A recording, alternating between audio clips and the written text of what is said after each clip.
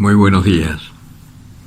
En este día martes 13 de febrero, sexto del tiempo ordinario, reflexionamos el Evangelio de San Marcos, capítulo 8, versículos 14 al 21.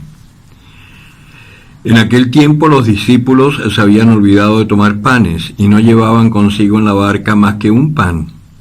Jesús les hacía esta advertencia: abrid los ojos y guardaos de la levadura de los fariseos y de la levadura de Herodes.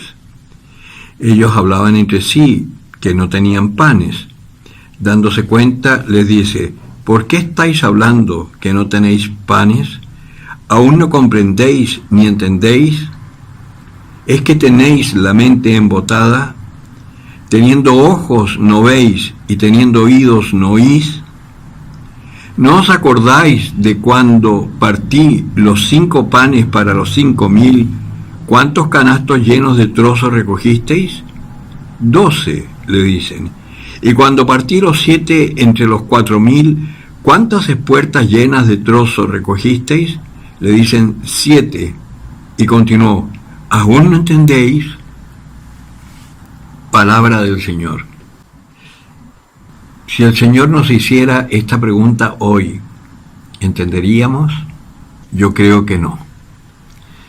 Yo creo que igual estamos sin entender de qué se trata, porque es difícil entender las parábolas del Señor.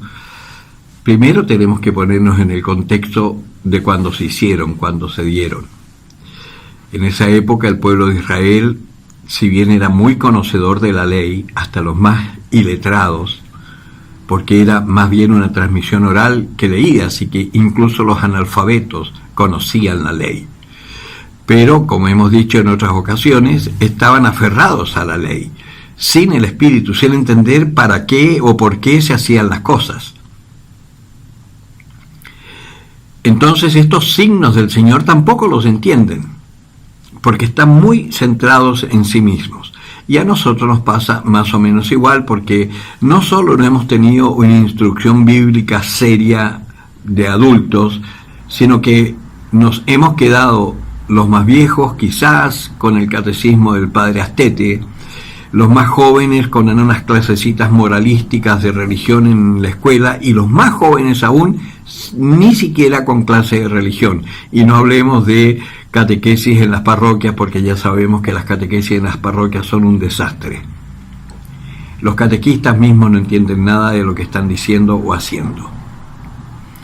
Y muchas veces ni siquiera viven como cristianos. A mí me ha tocado en las parroquias que he estado gente que son catequistas, por ejemplo, de matrimonio, pero están separados y solo la mujer hace las catequesis con otro señor que no es su marido, ni su hermano, ni su amigo, ni nada, porque su marido ni siquiera está en la iglesia. ¿Y de qué matrimonio va a hablar entonces? O catequistas de religión, pero que no van a misa, que no comulgan, que no se confiesan. Es decir, estamos sumamente perdidos en realidad en cuanto a lo que es verdaderamente la fe, y con mayor razón entonces el significado de ciertas palabras como estas.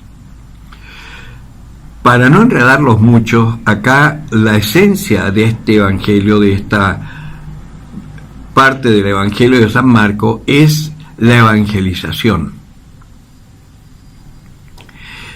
Esta levadura de los fariseos es precisamente esta cosa de quedarse metidos, pegados en la ley de una forma moralística.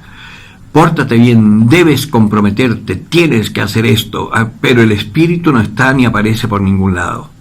A lo más, los más comprometidos, que me revienta esa palabra, trabajan en la parroquia, hacen ollas comunes para los pobres, que no tienen plata, por supuesto, los otros pobres no les interesa.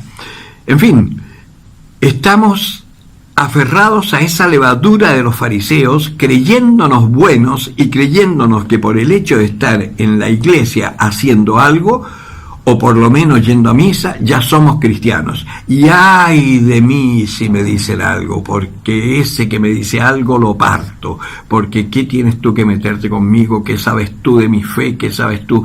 Y además somos tremendamente soberbios. Y acá entonces ellos están tan metidos en la cosa mundana que cuando el Señor le dice cuidados de la levadura de los fariseos, ellos empiezan a preocupar del pan que llevan.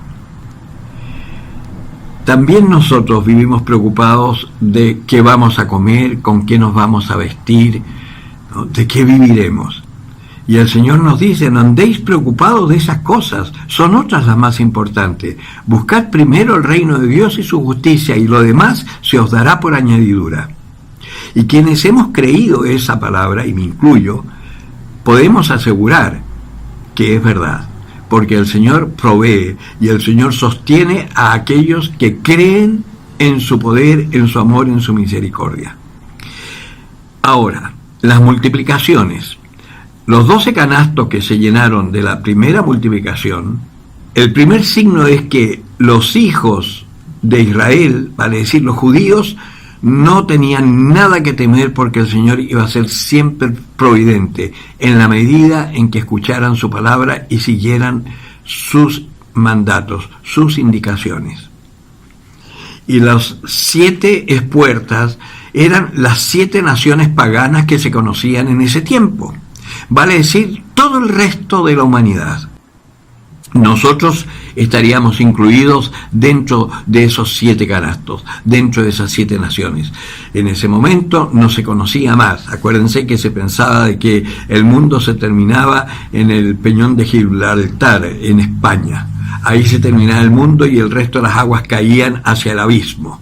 No se sabía nada más. El único mar que se conocía era el mar Mediterráneo, el mar Muerto, el mar Egeo, o sea, todo lo que estaba dentro de la cuenca del Mediterráneo. Y habían 7 naciones conocidas, no más. Pues hoy este pan, que es el pan de la palabra, este pan que es el pan eucarístico, se sigue multiplicando en todo el orbe. El pan eucarístico, tenemos la misión los presbíteros de multiplicarlo en cada Eucaristía. El pan de la palabra, tienen la misión los laicos de multiplicarlo cada vez que anuncian el Evangelio. En la medida en que nosotros sigamos con el mandato del Señor, ir y anunciar a todos los pueblos, el reino de Dios ha llegado ya, el amor de Dios, la pasión, muerte y resurrección de Jesucristo para la salvación de todos los hombres, en la medida en que lo sigamos haciendo, el mundo se salvará. Ya estamos a horas de empezar la Cuaresma. Pongámonos el firme propósito de vivir este tiempo de Cuaresma, preparándonos para poder experimentar la resurrección de Jesucristo en nuestra propia vida y que esa resurrección nos dé la fuerza para empezar la tarea, si aún no la has empezado, de anunciar el amor de Dios a todos los hombres, para que todos los hombres se salven. Esa es la voluntad de Dios y es tan poquito lo que nos pide. El que tenga oídos para oír, que oiga.